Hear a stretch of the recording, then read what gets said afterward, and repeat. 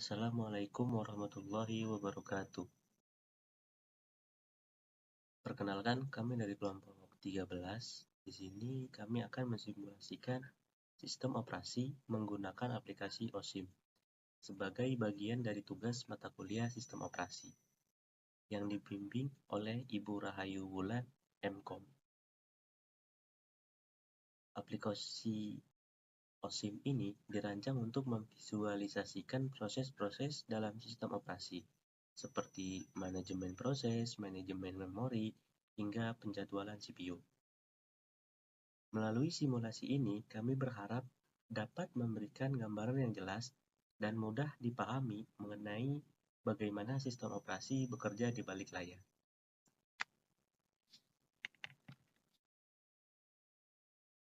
Berikut ini adalah tampilan awal dari aplikasi OSIM.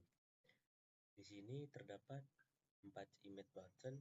Yang pertama ada proses scheduling, dan yang kedua ada memory, dan yang ketiga ada file system, dan yang keempat ada disk management. Yang pertama saya akan simulasikan yaitu proses scheduling. Sebelum melakukan mensimulasikan proses scheduling, saya akan menjelaskan fitur-fitur atau tombol proses scheduling. Yang pertama di sini ada Open Simulation, berfungsi untuk membuka proses yang telah kita buat. Selanjutnya di sini ada Save Simulation, berfungsi untuk menyimpan proses yang telah kita buat. Selanjutnya di sini ada Setting. Setting ini berfungsi untuk memasukkan penjadwalan atau algoritma. Dan selanjutnya di sini ada data dan statistik, berfungsi untuk menunjukkan hasil proses yang berjalan. Selanjutnya di sini ada 4 tombol. Yang pertama ada tombol play untuk menjalankan sebuah proses, dan yang selanjutnya di sini ada tombol step by step untuk menjalankan proses satu persatu. Dan di sini ada tombol pause untuk men-stop proses saat berjalan, dan di sini ada tombol stop di sini untuk menghentikan proses, dan di sini juga ada proses waktu yang berjalan. Selanjutnya, jika kita ingin menerapkan penjadwalan, kita harus membuat proses terlebih dahulu. Baik, di sini langsung saja kita tuliskan P1 dengan priority. Priority-nya 1. Priority ini adalah prioritas dari proses tersebut, dan Sambition kita isi 1. Sambition ini adalah waktu antrian atau waktu tunggu. Dan di sini juga ada burst. Burst ini adalah jumlah CPU, kita masukkan 1. Berhasil. Kita lanjut dengan membuat proses kedua dengan priority-nya 1, Sambition-nya kita isi 2, burst-nya 1. Hasil. Selanjutnya membuat proses ketiga dengan priority-nya 1, Sambition-nya kita isi 3, burst-nya 1. Selanjutnya yang pertama kita simulasikan adalah penjadwalan FCS.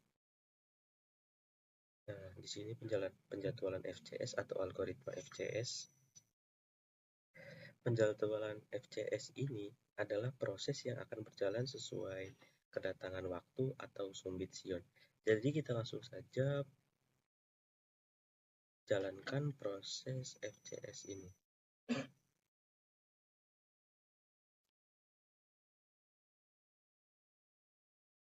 Nah, jika ada tampilan seperti ini, berarti proses telah selesai.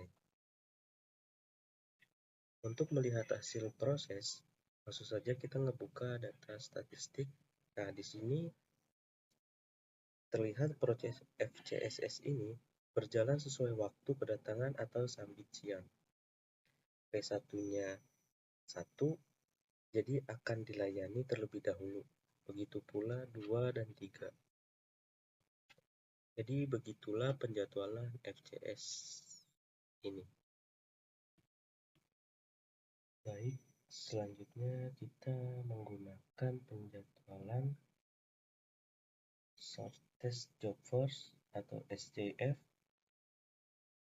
SJF ini adalah salah satu algoritma penjadwalan GPU yang memilih proses dengan waktu eksekusi atau burst time paling kecil untuk dijalankan terlebih dahulu. Baik, langsung saja kita ubah P1-nya, P2-nya kita ubah kursnya menjadi 2 dan P3-nya kita ubah juga kursnya menjadi 3. Baik, langsung kita jalankan prosesnya.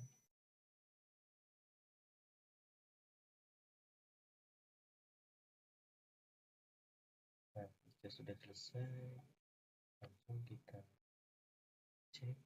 Nah, di P1 ini karena CPU-nya prosesnya paling kecil, dia akan masuk terlebih dahulu. Begitupun proses kedua dan ketiga. Demikian dari SJF ini, penjadwalan RJS.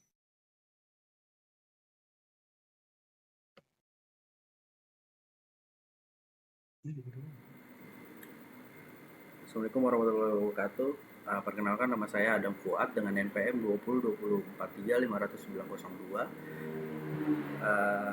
Saya akan melanjutkan simulasi aplikasi OS SIM pada bagian memory management.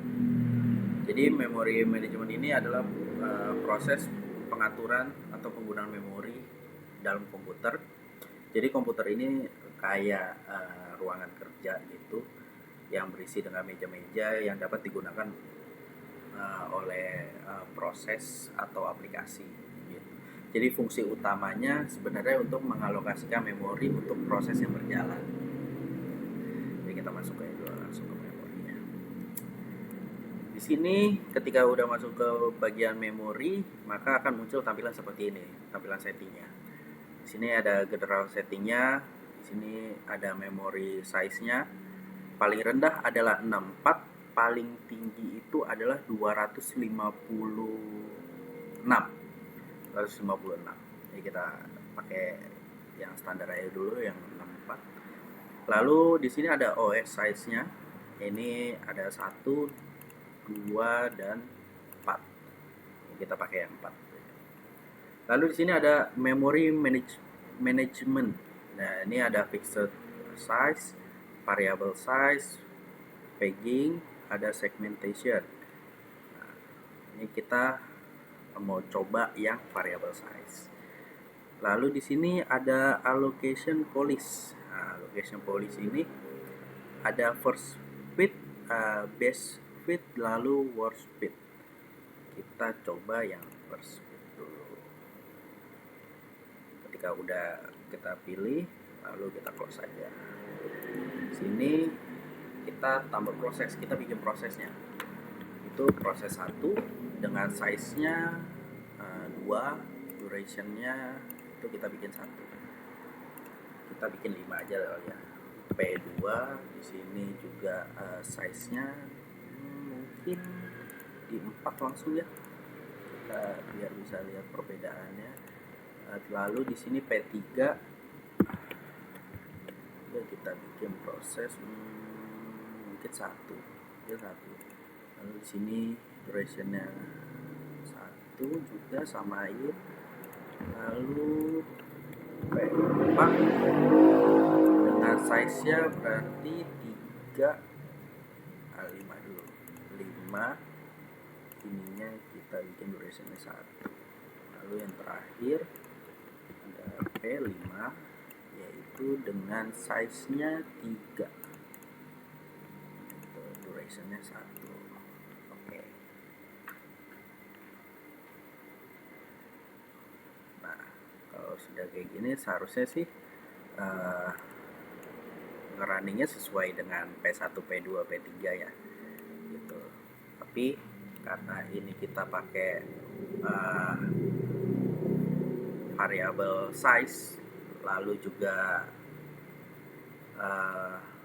allocation policy first fit, jadi ini tidak berurut posisinya. Jadi yang mulai dari sini, dari 4 ini nggak berurut gitu. Jadi mana yang lebih baik? Kita coba running dulu. Di sini ada 2 tipe running, ada yang langsung mulai secara menyeluruh, ada yang step by step. Saya mau melakukan step by step aja. Lalu kita coba klik. Nah, di sini mulai dari 4 nih, kita lihat dari sini. Addressnya mulainya dari 4 dengan size-nya 2 dengan namanya P1. Lalu selanjutnya kita running lagi. Di sini P2. P2 dimulai dari 6 dengan size-nya adalah 4 dan duration-nya 1. Kita mulai lagi. Di sini ada P3 mulainya dari 4, sementara sebelumnya P1 juga mulai dari 4. Kenapa bisa gitu? Karena size ukurannya di P3 ini size-nya lebih kecil. Jadi dia pasti bakal lebih diutamakan. Walaupun emang urutannya P1, P2, P3 ya. Gitu. Tapi tetap yang di proses adalah sesuai dengan size-nya. Gitu. Lalu coba lagi kita run yang selanjutnya P4. Nah, P4 mulainya dari 10 ya kan, karena size dia besar, lumayan besar, yaitu 5 gitu. P4 tuh dengan durationnya 1 juga. Lalu step yang terakhir adalah P5 nih. P5 mulai dari 6 sampai 8. Mulai addressnya dari 6 karena size-nya 3. Jadi variable size porting ini sebenarnya kalau yang saya pahami adalah dia akan memproses berdasarkan size-nya, berdasarkan isinya, seberapa banyak isinya. Apalagi di sini juga saya menggunakan first fit. Jadi emang yang paling kecil atau yang paling bisa dijalankan duluan pasti duluan gitu. Lalu ini kita udah kelar, kita stop aja. Lalu kita coba ganti mungkin ya. Kita coba pakai allocation policy-nya pakai base fit, tapi tetap di variable size dengan ini yang tetap sama gitu. Apakah ada perbedaan? Kita close, lalu kita running. Di sini tetap sama, P1-nya dengan size-nya 2. Dia mulai dari pertama, lalu step keduanya dia tetap sama, mulai dari 6 dengan size-nya 4. Lalu P3 tetap dia di atas dengan size 1. Lalu selanjutnya P4 masih sama, karena base fit ini dan first fit ini menurut saya hampir sama ya, karena dia tetap melihat size-nya mana yang lebih kecil atau yang bisa dibilang gampang untuk dijalankan di program itu, dia pasti lebih duluan gitu. Jadi ini bakal tetap sama saja. Ini nanti bakal ada di 6 apa 5 gitu. Ya, mulai dari 6 gitu. Karena hampir sama sih base fit ini dan first fit itu hampir sama gitu. Lalu sekarang kita coba yang worst fit. Baik, kita lanjutkan ke variable size partitioning dengan allocation policy-nya adalah worst fit. Di worst fit ini seharusnya dia melakukan pemrosesan dengan proses yang paling buruk, dalam arti tidak ada yang walaupun size-nya kecil diutamakan, tidak, tapi dia sesuai urutannya aja. Jadi ketika proses 1 itu size-nya besar, maka proses 1 itu harus diselesaikan dulu, baru yang di proses 2 dan seterusnya. Walaupun proses selanjutnya itu lebih rendah atau size-nya lebih kecil gitu. Jadi ini warp speed ini emang cara jalannya, cara berfungsinya seperti itu. Di sini P1 ya kan, sudah selesai, lalu proses kedua yaitu P2. Walaupun size-nya besar, dia harus sesuai urutannya gitu. Jadi semakin besar size-nya, otomatis kan nunggunya juga agak lama, padahal proses selanjutnya size-nya hanya 1. Dan kalau menggunakan base dan first itu, size yang kecil ini walaupun posisinya di proses 3, dia akan diutamakan karena dia lebih size-nya lebih kecil gitu. Lalu yang selanjutnya 3 di bawahnya setelah proses yang kedua selesai. Lalu P4-nya, proses keempat dengan size-nya 5, harus tunggu selesai dulu, baru selanjutnya di P5 itu walaupun size-nya 3, tapi dia tetap sesuai urutannya. Oke, itu untuk variabel size. Oke, selanjutnya kita coba segmentation. Coba ini, jangan ininya samain aja 4. Oke, ini nggak bisa dipilih karena harus saja. Lalu kita buat prosesnya sama P1. Nah, di sini ada size, ada duration, ada color, sama aja kayak sebelumnya. Tapi di sini ada segment, ada size, ada load. Apa nih? Kalau ini apa ini bisa diganti? Coba kita ganti. Datanya nggak bisa diganti, stringnya nggak bisa diganti. Jadi ini emang udah gini. Tapi apakah ini bisa diganti size-nya? Kita coba. Bisa diganti. Coba kode ini kita coba isi 3. Datanya itu 2, pakai tentu 1. Oke, ini bisa di checklist bisa. Oke, kita coba checklist aja semua kali ya. Kita coba checklist semua. P1 size-nya 3. Coba. Waduh, apa nih? Segment size sum must be equal to process size. Segment size must be equal to process size. Oh, size ini harus sama dengan total dari segmen size ini, atau sama dengan, berarti ini 3, 5, 6, berarti size-nya 6. Kita coba ya.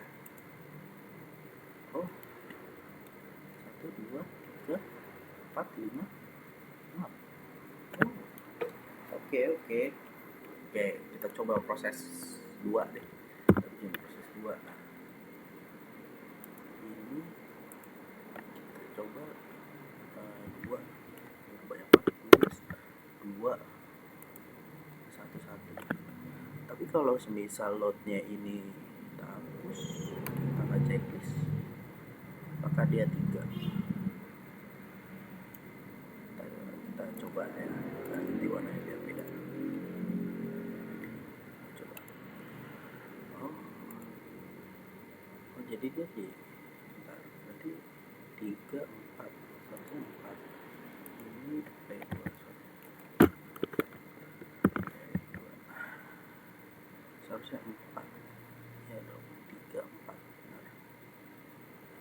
kita coba.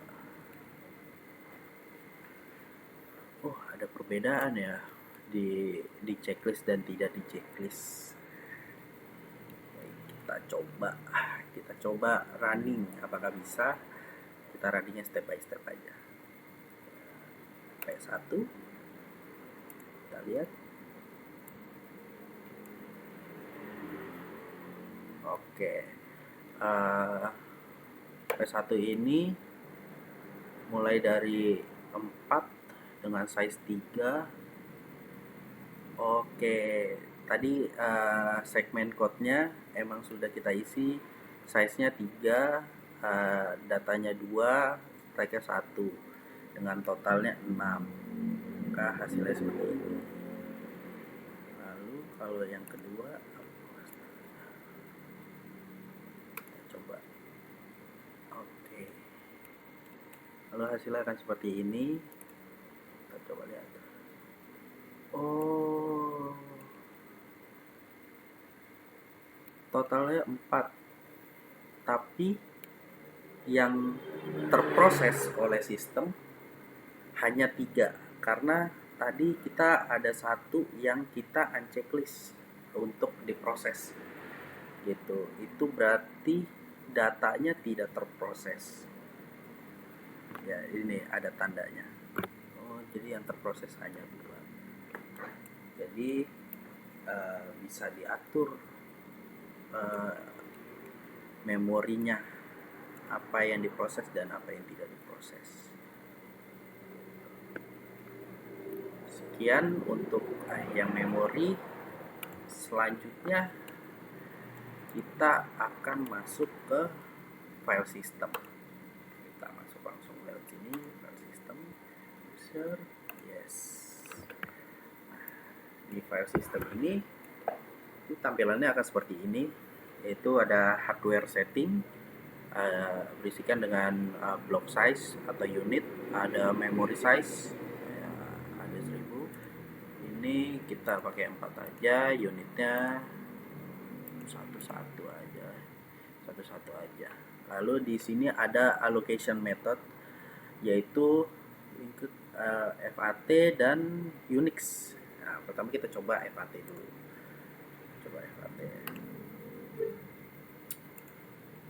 Oke, di sini 128. Ya, kita mulai dari 128. Nah, lalu ini adalah file sistemnya yang bisa kita pakai, masih free. Oke, sekarang kita coba ke sini. Di file ini, misal kita klik kanan. Nah, di sini ada pilihan juga nih. Kita bisa ngapain di sini? Di sini ada add file, add folder, add link, update, remove. Coba kita bikin folder dulu kali ya. Nanti dalam folder baru kita add file.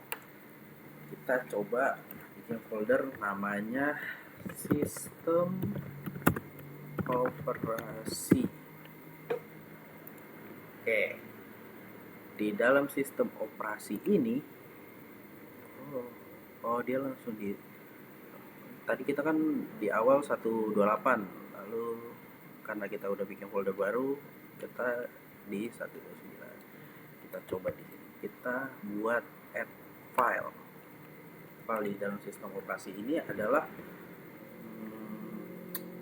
tugas size unitnya ini. Size unitnya coba 16 kali 16. Ini warna ini gold. Ini dan lalu akan tampilannya seperti ini. Di 130 unit bloknya, 130. Di dalam tugas ini bisa add file lagi, add link lagi, atau update. Coba kita update kali ya. Kita update isi file tugas ini. Kita update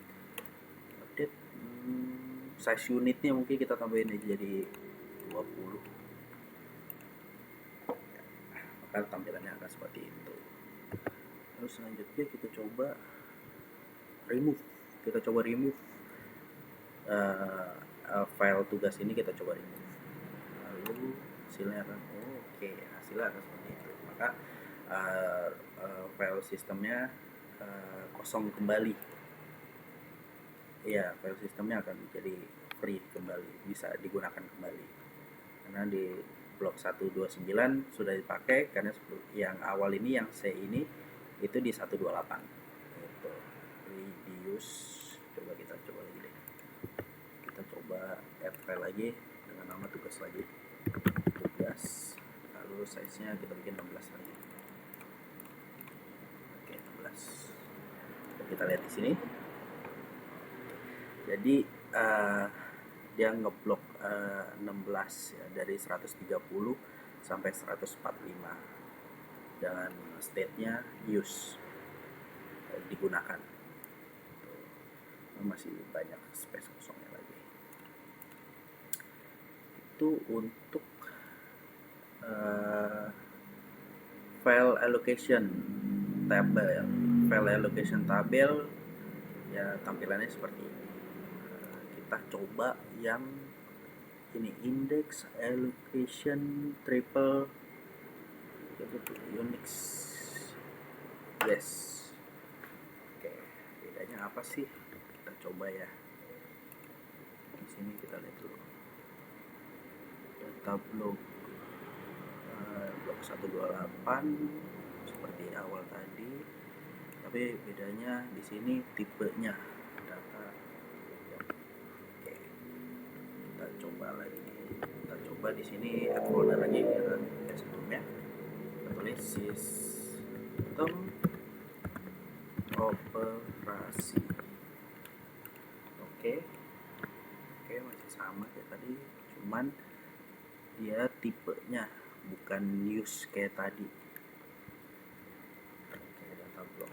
Lalu kita add file lagi atau folder lagi. File langsung. Kita tugas. Oke, seperti sebelumnya. Size-nya kita bikin lebih banyak kali ya. Kita bikin 25.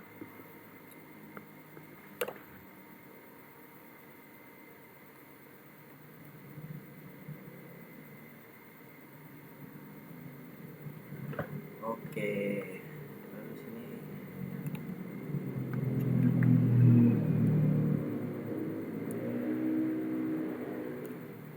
di sini di 142 ini ada indirect block.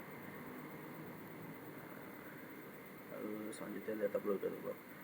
Saya penasaran, kita coba lagi bikin file atau folder lagi. Kita coba bikin file dulu. Jadi ini kita bikin UTS dengan size unitnya 4.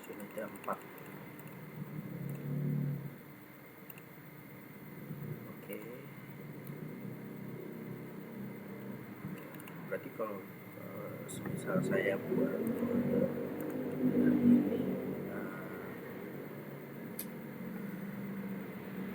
UPM, di UPM ini saya isi dengan jawaban dengan ininya 15, lalu akan jadinya seperti ini.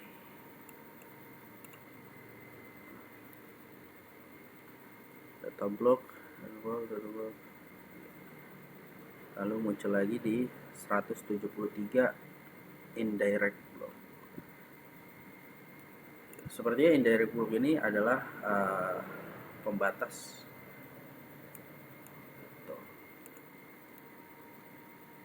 Allocation, ya, indirect allocation. Baik, sekian penjelasan dari saya, kurang lebihnya mohon maaf. Selanjutnya akan dilanjutkan teman saya. Assalamualaikum warahmatullahi wabarakatuh.